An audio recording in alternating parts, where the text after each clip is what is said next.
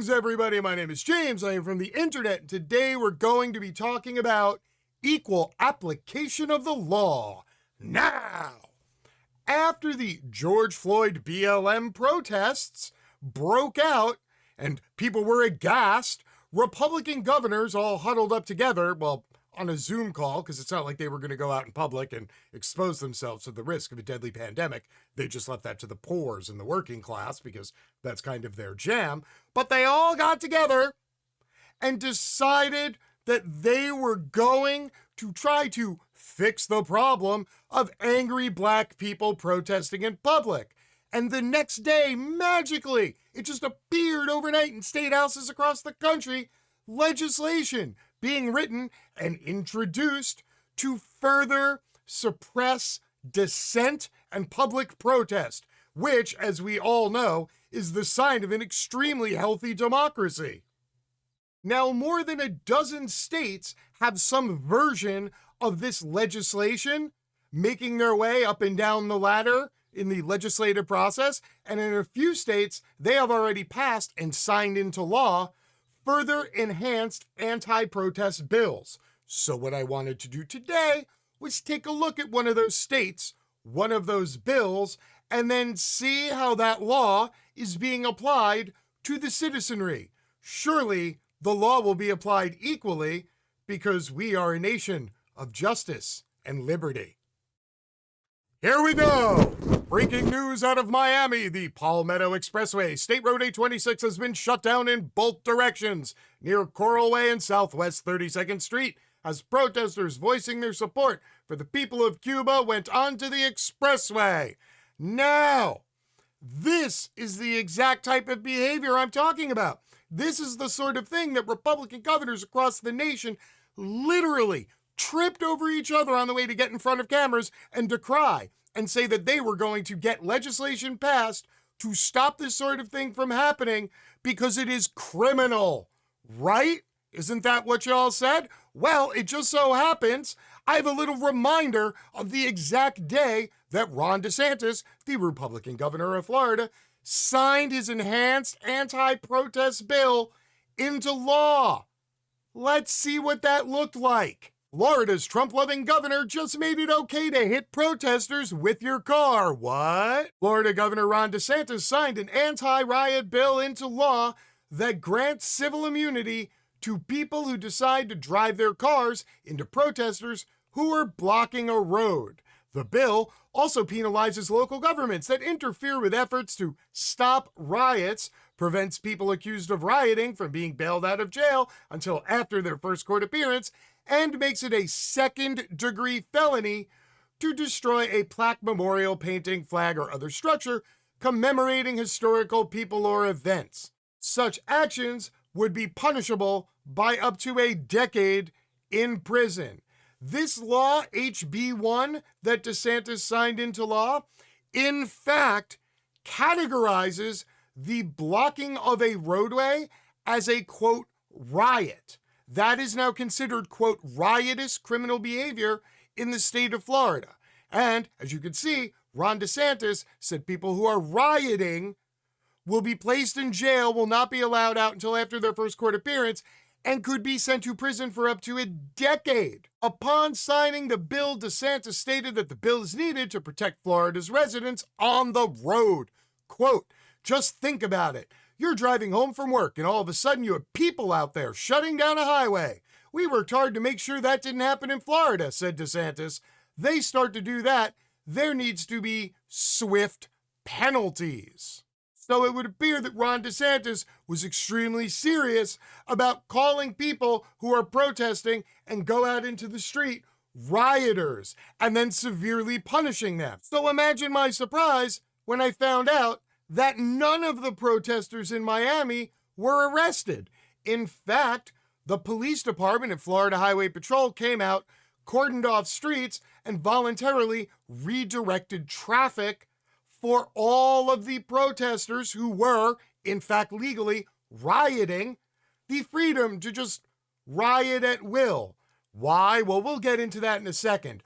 But it turns out that this one incident in Miami is not the only incident that has taken place. It's just the one that got the most notice nationally. In Tampa, people have been out protesting and blocking streets for 3 consecutive nights. Those are protesters. They're out in the street. They don't have a permit. Ergo, they are rioting. And Ron DeSantis says they should be dealt with swiftly and be punished by up to a decade in jail. Also, the fact that they've been doing this for 3 nights in a row would indicate that none of that happened on the first 2 nights that the rioters went out and rioted. As you can see, the rioters have clearly been blocking traffic. This is the fear scenario that DeSantis quoted as he signed the bill. They're going to be people and they're out on the road and they're blocking you and you're going to get scared. This is what Ron DeSantis promised would no longer happen under his watch. His people should not feel fear when they're out on the road. When asked about the new law and the demonstrations in Florida, Ron DeSantis said the protests here should not be compared with the protests in Cuba. What? Huh? Wait. That's not the question you were asked, Ron.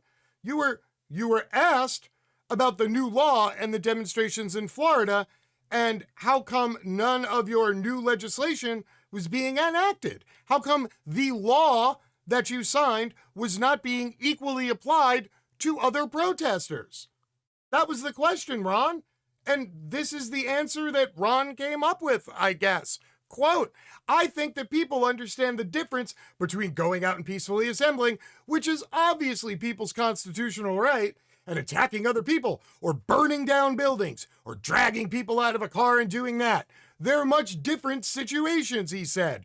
What's going on in Cuba, those are not just simply normal run-of-the-mill protests like we would see here in the United States. They don't have freedoms respected there, whereas in the United States, you have a panoply of freedoms that are respected. But Ron, you said that if people protested out in the streets, they would be rioting, and rioters would be swiftly dealt with. Yet rioters in Tampa have been blocking the street 3 nights in a row, rioting under your watch. And when asked point blank how come the law wasn't being applied, you said, because it's not the same as the protests in Cuba. And now I am going to say the quiet part out loud.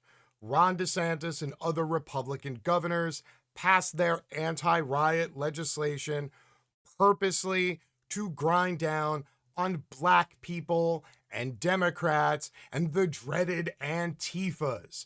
In no way, shape, or form was any Republican governor ever planning on unleashing this draconian law on any of their supporters. And for those of you in the rest of the country who might not be aware, the Cuban-American community, especially in Miami and Tampa, statistically runs conservative. So no, Ron DeSantis was not going to have his goons go out and arrest his supporters, his voters, the people who donate to his campaign to, just languish in a prison for a decade. No.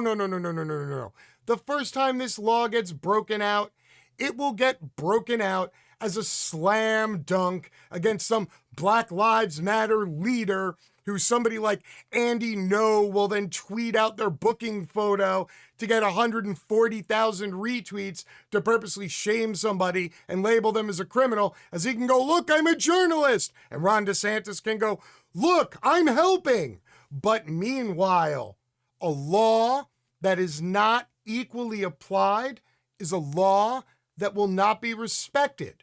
And other people are not going to take it seriously. And when somebody does finally get charged under one of these and the appeals start and it goes all the way uphill, well, Ron DeSantis is going to have a problem. But until then, he doesn't give a crap. He just wants white conservative Republican protesters to have the right to run over Black people in the middle of the street while allowing his supporters carte blanche to stop traffic, riot, and do whatever they want. After all, Ron DeSantis isn't interested in liberty or justice or laws or freedom. He's only interested in power. maintaining the power that he currently has, and possibly grabbing at even more power in 2024. So remember, people, if you're going to be out there protesting, if you're not friends with the cop, friends with the Republicans, or friends with the governor, you could get run over, you could go to prison for a decade. So I guess maybe you should just stay home. After all, that's what Ron DeSantis and the rest of the Republican governors want. Until next time, my name is James, I am from the internet, and I am out. Peace.